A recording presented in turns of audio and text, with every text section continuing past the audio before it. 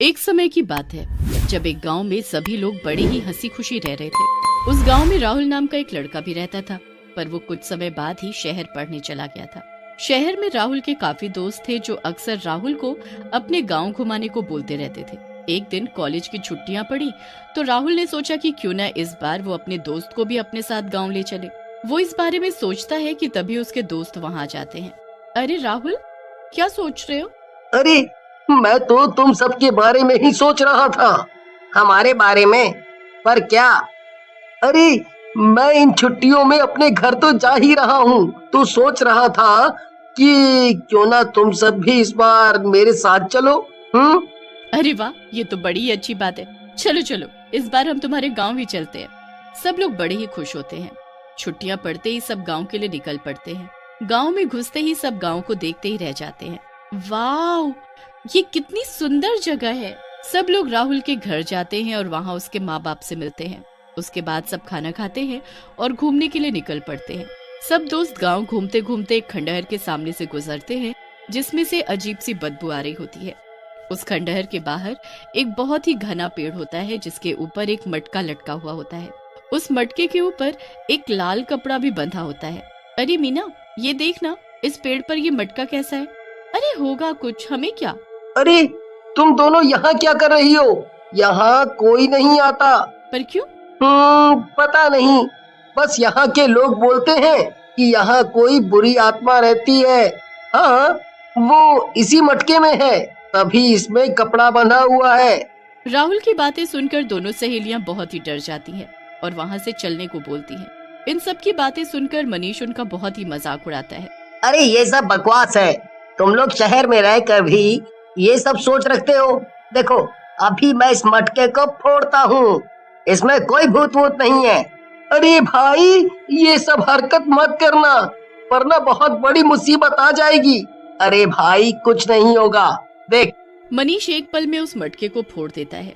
जैसे ही मटका फूटता है उसमें से खून गिरने लगता है। सब खून देखकर एकदम पीछे हट जाते हैं। अचानक आसमान में बिजली कड़कने लगती है और बारिश शुरू हो जाती है। चारों तरफ खूनी बारिश शुरू हो जाती है। तभी सबको जोर से हंसने की आवाज आती है। तभी उनको अपने सामने एक चुड़ैल दिखाई पड़ती है। मैं आजाद हो गई आजाद हो गई। अब ये खूनी बारिश सब बर्बाद कर देगी। मैं इस गांव पर राज करूंगी, राज। चुड़ैल आजाद हो गई, भागो यहाँ से। हे भगवान, ये सब क्या हो गया? ये तुम्हारी वजह से हुआ है। अब ये खून की बारिश नहीं रुकने वाली, सब बर्बाद हो जाएगा। हमें इसी वक्त घर चलना चाहिए और तुम्हारे माँ बाप को सब सच सच बता देना चाहिए। सब लोग जल्दी जल्दी राहुल के घर के लिए भागते हैं। रास्ते में बारिश और ज्यादा तेज होने लगती है। वो अपनी पूरी कोशिश करते हैं कि जल्द से जल्द घर पहुंच जाएं। रास्ते में फिर उनको कुछ जानवर मरे पड़े दिखते हैं। वो सब भागकर उससे बचने की कोशिश करते हैं, पर कुत्ता वहीं दम तोड़ देता है। ये कुत्ता इसी खून के पीने से मरा है और वो जानवर जो रास्ते में कुछ जानवर मरे पड़े थे वो भी इसी पानी से। अभी बस हमें जल्दी घर पहुंचकर इसका हल ढूंढना होगा। वो सब फिर आगे बढ़ते हैं तो गांव में हड़कंप मचा हुआ होता है। सभी खून की बारिश से डरे होते हैं और खिड़कियों से छिपकर बाहर देख रहे होते हैं। जल्दी से वो चारों राहुल के घर पहुंचते हैं। उनको हांफता देख राहुल के माँ बाप उनसे वजह पूछते हैं तो वो उनको सारी बात बताते हैं। हे भगवान, ये तो तुमने अनर्थ कर दिया, अब तो सर्वनाश हो जाएगा। इतने में बाहर से किसी के हंसने की आवाज आती है। सब एकदम चौंक जाते हैं। माँ, बाबूजी, ये वही चुड़ैल की आवाज है। अब हम क्या करें?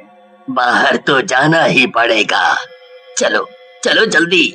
सब लोग बाहर जाकर देखते हैं तो चुड़ैल उस खूनी बारिश में नहा रही होती है। मैं आजाद हो गई, आखिर मैं आजाद हो ही गई। अब इस गांव में सर्वनाश होगा, सब खूनी बारिश का पानी पीकर मारे जाओगे। हे भगवान, ये तो वही चुड़ैल है। आखिर इसे मटके से किसने आजाद किया? चुड़ैल बस हंसती रहती है और वहाँ से हंसते हंसते चली जाती है। अब पूरे गांव में चुड़ैल का हड़कंप मच जाता है। राहुल अपने दोस्तों को किसी को कुछ भी बताने को मना कर देता है। अब वो रात तो जैसे तैसे निकल जाती है।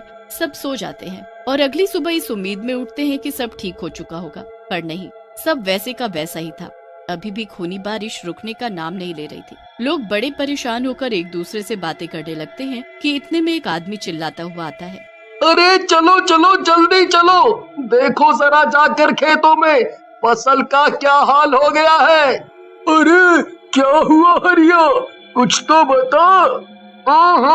सारी फसल उस चुड़ैल ने बर्बाद कर दी। कल रात से जो खून की बारिश रुकने का नाम नहीं ले रही, उसने सब फसल बर्बाद कर दी और चुड़ैल खेतों में ही घूम रही है। अब सब गांव वाले भारी परेशानी में आ जाते हैं। 2-4 दिन ऐसे ही निकल जाते हैं और गांव धीरे धीरे खत्म होने लगता है। सारा गांव बर्बाद हो जाएगा, फिर बस यहाँ मेरा राज होगा, मेरा। इस गांव में खूनी बारिश कभी नहीं रुकेगी। चुड़ैल खुलेआम पूरे गांव में ऐसे ही बारिश में घूमती रहती है। राहुल और उसके दोस्त घर में छुपकर खिड़की से उस चुड़ैल को देख रहे होते हैं।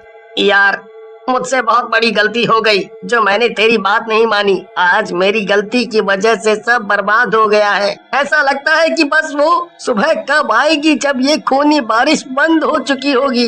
देखो, अब हमें ना कुछ तो करना ही पड़ेगा। कोई तो होगा जो ये सब ठीक कर सके, कोई बाबा, कोई पंडित। एक बाबा है तो, पर वो जंगलों में रहते हैं। तो कोई नहीं, हम चलेंगे उनको ढूंढने, क्योंकि और कोई रास्ता नहीं बचा है इस गांव को बचाने का। सब लोग बाबा को ढूंढने जाने का फैसला करते हैं। सब उनको ढूंढने निकल पड़ते हैं और काफी मशक्कत के बाद उनको वो बाबा जंगल में समाधि लिए बैठा दिखता है। उस जंगल में बारिश की एक बूंद भी नहीं गिर रही होती। वो सब बाबा को सारी बात बताते हैं। बाबा उनकी बात सुनकर बहुत ही गुस्सा होते हैं। इतने बड़े होकर तुम लोग बच्चों वाले काम करते हो और फिर आ जाते हो मेरे पास। अब मैं इस जगह से अगले 2 महीने तक नहीं हिल सकता। अब जो करना होगा तुम में से किसी एक को करना होगा। क्या करना है बाबा? गलती मेरी है तो मैं ही करूँगा। अब बस आप ये बताओ मुझे करना क्या है। इतना आसान नहीं है लड़के। मैं पूरी कोशिश करूँगा बाबा, आप मुझे एक बार बताओ तो। तो ये ले मटका, और इस मटके में उस चुड़ैल के खून की कुछ बूंदें डालकर इस लाल कपड़े से बंद करके उसी जगह टांग दे।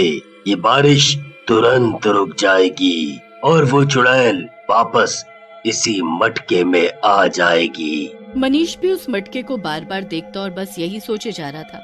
आखिरकार वो सब घर पहुंच जाते हैं और रात भी काफी हो चुकी होती है।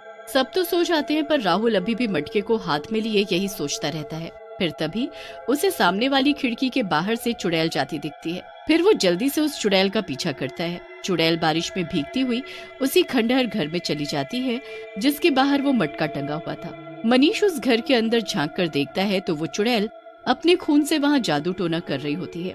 उसने एक कटोरे में अपना खून भर कर रखा होता है और वो उसमें से कुछ छींटे एक पत्थर के ऊपर मारकर शैतानी पूजा कर रही होती है। मनीष चुड़ैल के वहाँ से जाने का इंतजार करता रहता है। काफी समय बाद चुड़ैल वहाँ से उठती है। उसके बाहर जाते ही मनीष अंदर जाता है और उस कटोरे का खून अपने मटके में भरने लगता है कि तभी चुड़ैल को एहसास होता है और वो वापस अंदर आ जाती है। ए लड़के, ये तू क्या कर रहा है? अभी बताती हूँ तुझे मैं। चुड़ैल गुस्से में मनीष की तरफ आगे आगे बढ़ती है। कपड़ा बांधकर वो जल्दी से बाहर भागता है और पेड़ पर मटका टांगने लगता है। चुड़ैल भागकर मनीष की गर्दन बस पकड़ने ही वाली होती है कि बारिश के कीचड़ में चुड़ैल का पैर फिसल जाता है और वो मुंह के बल नीचे गिरती है। मनीष इतने में पेड़ पर मटका बांध चुका होता है और चुड़ैल गायब हो जाती है। फिर तुरंत ही बारिश रुक जाती है। सब पहले जैसे ठीक हो जाता है। मनीष जल्दी से घर जाकर सबको ये खबर देता है। सारे गांव वाले खुशी से झूम उठते हैं और सब ठीक हो जाता है।